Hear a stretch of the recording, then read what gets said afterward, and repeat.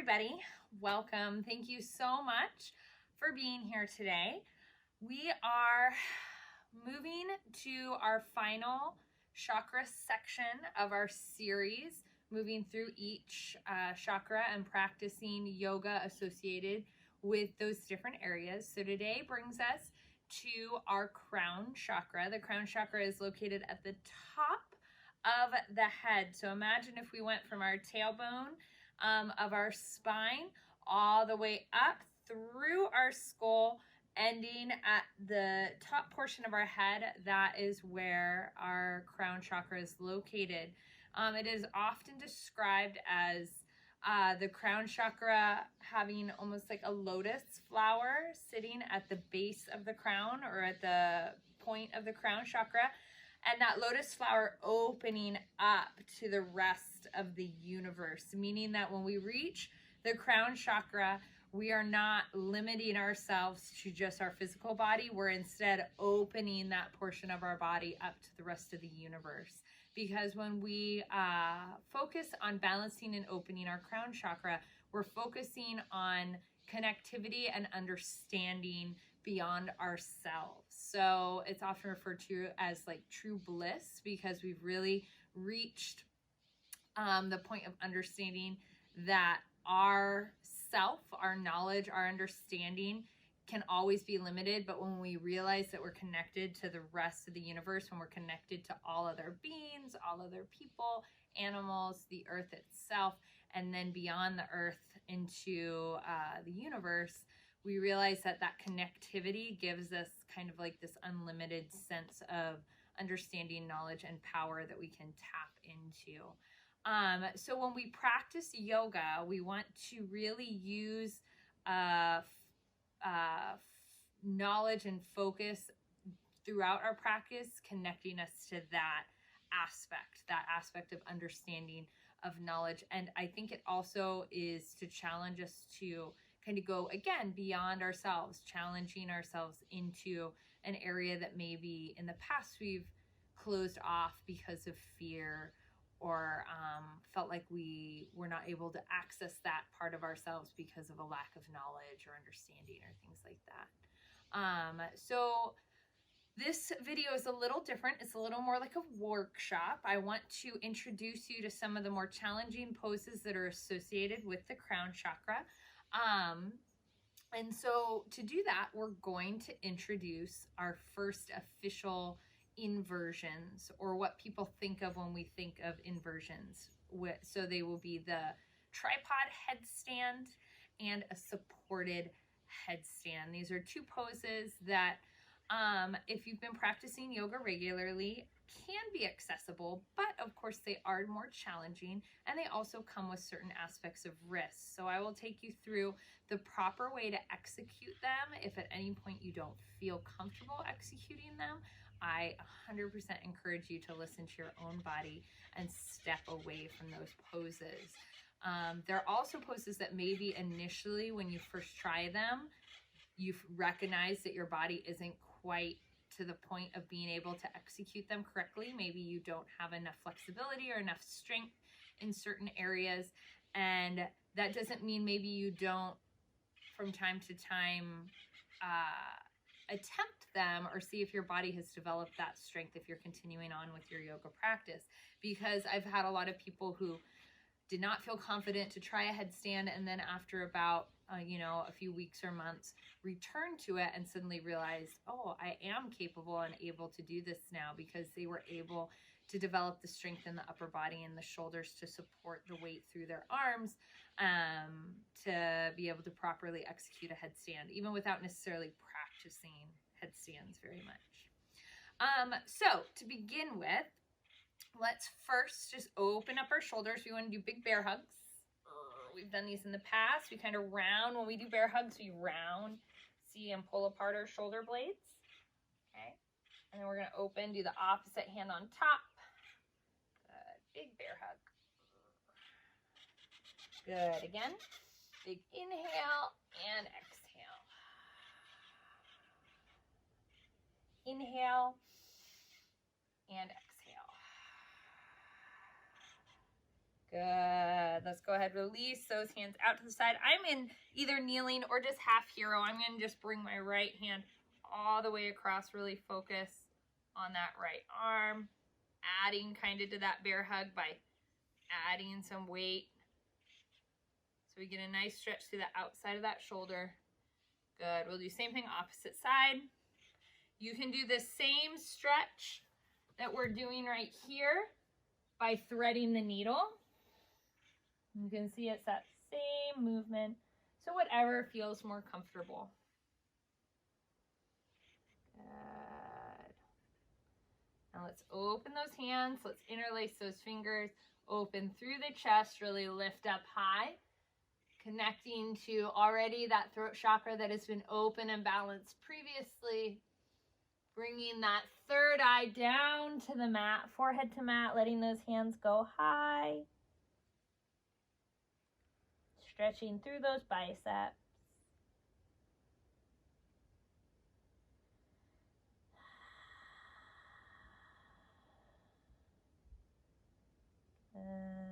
Releasing down, child's pose, hands going out. Beautiful extension. I'm going to come up to tabletop just to get those knees nice and wide. Settling back down. Again, beautiful extended child's pose. Maybe even easing into a puppy if that's comfortable. Doesn't have to be too terribly intense. Good. Let's come to our forearms. We're going to do a cat-cow series from the forearms. Pushing up, tucking that belly button into our spine, letting that head and neck come down. Good. Releasing to cow. Cat. And cow. Wonderful work. Sitting back. And I love even just a little bit extra half hero pose with my hands all the way down on the mat. Hips on the mat, feet nice and flat, just nice opening up through that chest and back to center. Now, a lot of the warm-up we just did was related to pushing that ground away and cat stretching that spine. We did that from the hands in the past, and we did that in our warm-up from the forearms. And the reason we warm up a lot like that is because a supported headstand is holding the body weight with that kind of cat stretch spine initially. That's how we create room through our arms to let our head rest on the mat with the crown of the head touching the mat, but with no weight in the head. And that's where it's kind of, when we say supported headstand, that's what it is. We're not trying to put weight in the crown of the head, especially if you're new to inversions, you're more of a beginner. This is a very important part, because by putting weight on the crown of the head, if you don't align the spine correctly, you can easily translate that weight into your cervical spine, which is very quote unquote fragile in a sense, like it could be easily injured. So we want to have as little to no weight in the head as possible while practicing inversions.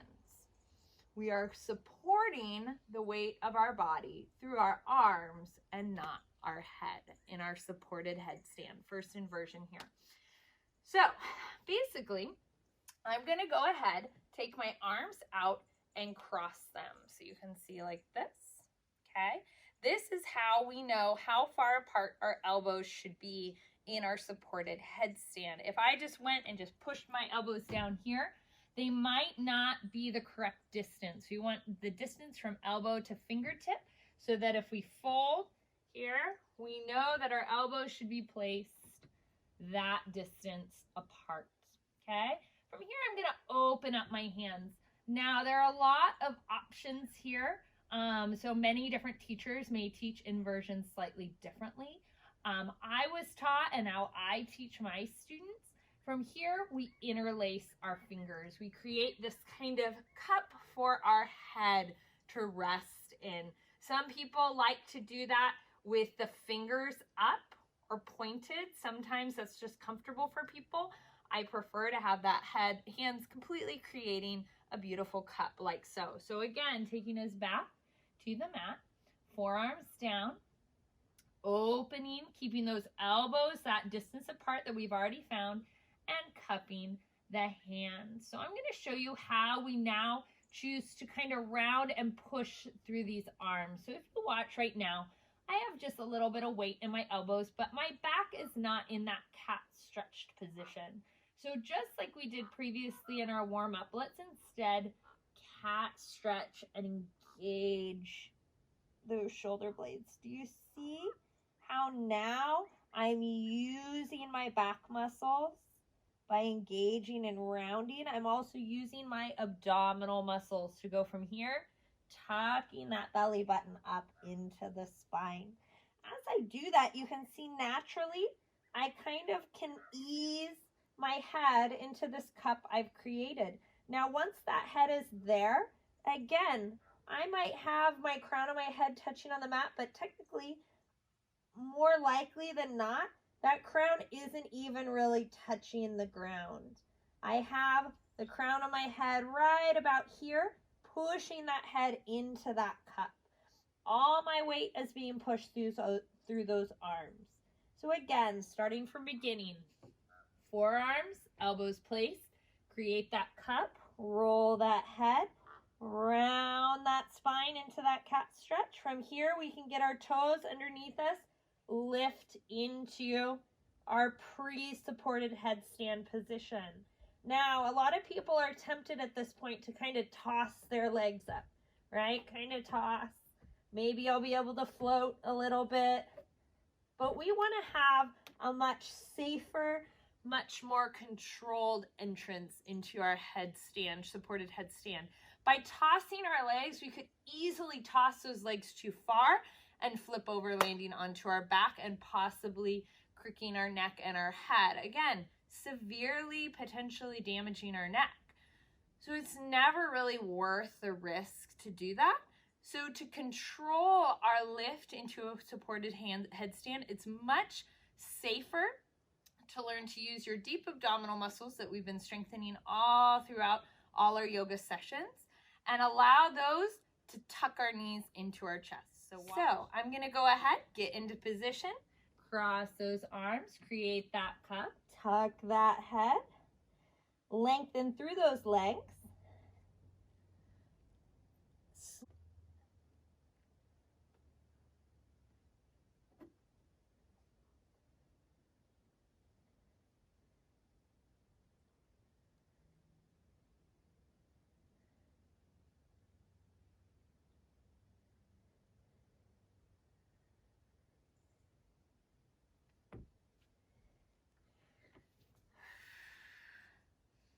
Now, as I showed, ideally, when you get into a supported headstand, by not kicking up your legs, you're protecting yourself significantly from falling forward or falling over or somersaulting with your legs falling behind you. But if that is something you're concerned with, if you think there's a chance that you could happen as you lift into your headstand, if you feel very unbalanced and not very stable, I always recommend using a spotter. This could be a family member who spots your legs, keeps you from falling over. But if you're practicing this on your own, you always can find a trusty spotter in Paul. We always call the wall Paul the wall. That's your spotter. This way you can practice entering your poses correctly, but if you ever feel nervous and let those legs fall back, you can have those feet touch gently on the wall, protecting you from potential injury if you fell forward. Okay, so we're going to show that supported headstand once again, only this time using Paul the wall as our spotter. Again, tucking the head, lifting up, walking forward.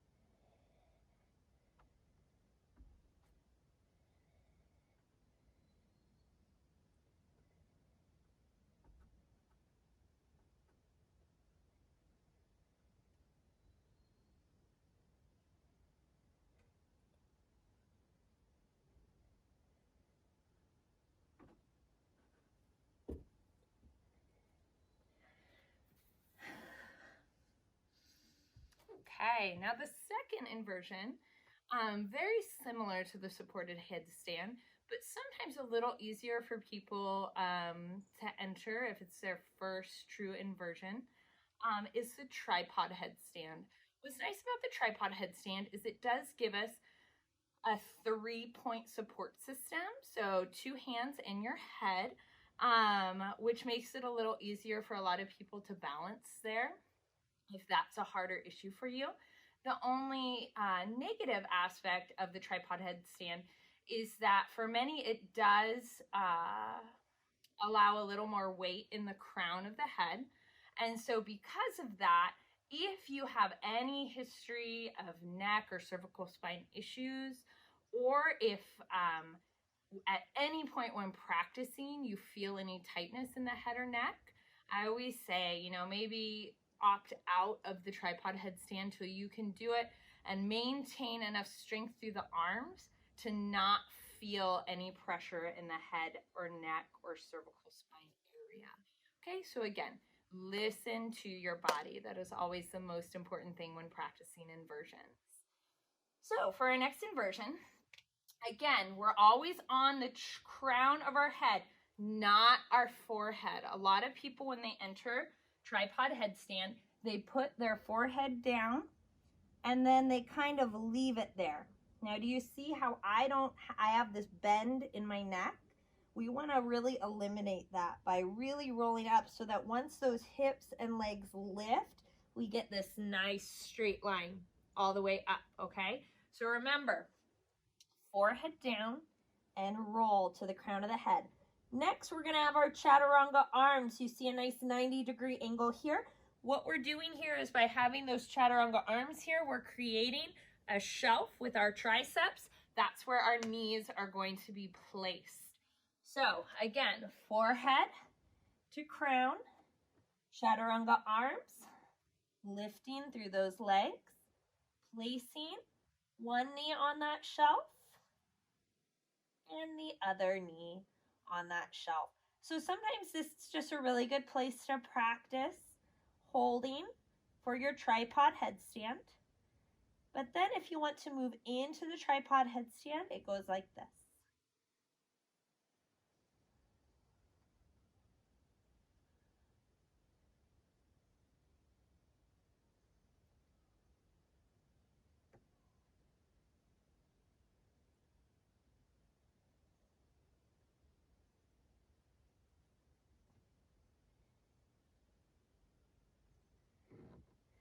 And back out to where you started. So you can see while watching me, all the strength for that tripod headstand was coming from my arms. Again, my crown of the head was placed on the mat, but I had as little weight in that head as I possibly could. So this head and neck felt light. Again, if you're dumping into that head, you risk a severe injury to your head, neck, or spine. So I always want to encourage you, if you're feeling that pressure in the head or the neck, opt that one out. The stronger you get in your triceps, especially from all those chaturangas we use in our vinyasas, the easier the tripod headstand will be, okay? Again, feel free to practice tripod headstand using Paul the Wall as your spotter as well. If you feel like those legs are wanting to fall back towards the wall, that would give you at least the protection and the knowledge that your body's wanting to do that as you practice finding your way in that inversion stance.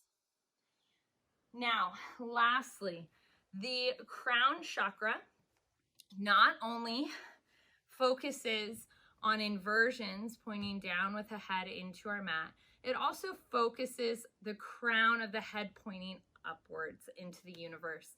So at the very beginning of our chakra series, we did a flow that focused on the root chakra, and lotus pose or Sukhanasana easy pose was one of those poses. That is also a yoga asana connected to the crown chakra, because again, as we sit in this lotus pose, this meditative state, our crown chakra ideally is opening into that lotus flower. And we're feeling that understanding and that lightness created potentially from holding through those inversions, that lightness being really just expelled out into the universe. By having a balanced crown chakra, we can establish within ourselves the knowledge and understanding of how our body feels, how our body is connected. We know when our body is balanced and when our body is imbalanced. And with this knowledge comes true power. With this knowledge comes true bliss. And that is the power within the chakras. So as always, thank you for joining me. Namaste.